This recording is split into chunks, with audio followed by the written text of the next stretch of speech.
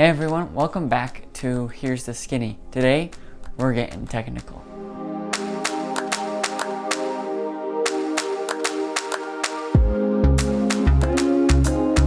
Now before you click off of this video, if you like anything filmmaking, photography, cinematography, hit subscribe.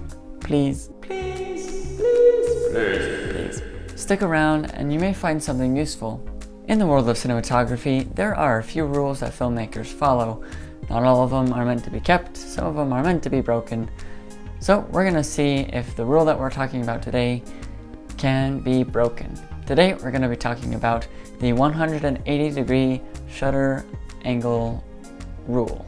Now, I don't know all the history of what all this terminology refers to.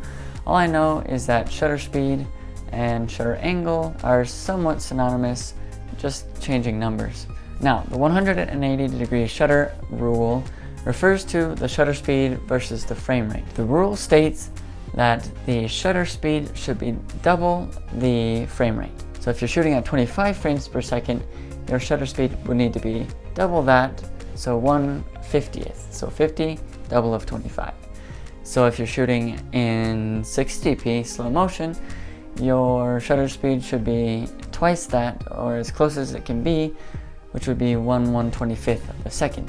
Later on in the video, I'll be showing you some examples of what these look like. Now, this rule mainly deals with changes in motion blur, how things look when they're moving. For example, right now I'm shooting in 24 frames per second at 1/50th of a second.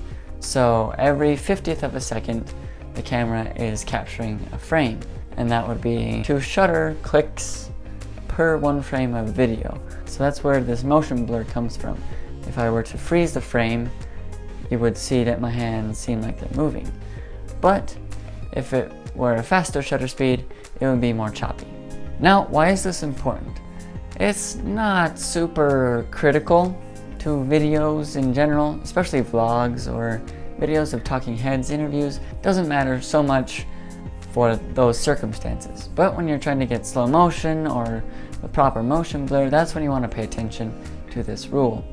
So let's go ahead and take a look at some footage comparing these different shutter speeds to different frame rates and such and such. I will talk you through the way. So what I want you to look at is in the background the trees and how they look.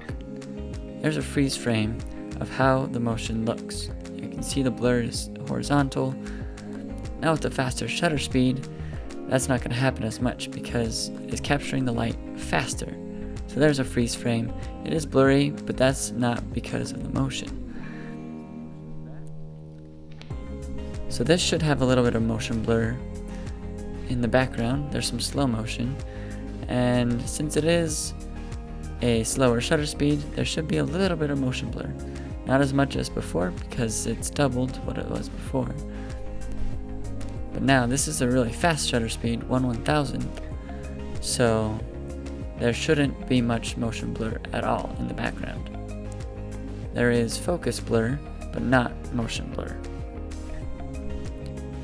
So here's the proper 180-degree shutter angle rule against rule breaker. Now let's look at some of this flower, the wind flower. So as you can see on the edges of the fins, there's a bit more motion blur. Now there's not as much when the shutter speed is faster, when we add that freeze frame. Now this is the 180-degree rule. We have a little bit of motion blur on the edges, but not a whole lot. Now this is the rule breaker, and let's see, right about here it starts spinning. Oh, that's slow motion. So with the freeze frame, there's no motion blur on the edges of the fins at all. So as you can see, the shutter angle, or the 180-degree rule, can be broken in some circumstances, but it just depends on what you're looking for. All in all, it is the cinematographer / director of photography / director's choice of what frame rate to use. It all depends on them. Alright guys, that does it for me today. Hopefully it was a quick video. I didn't mean for it to be too long.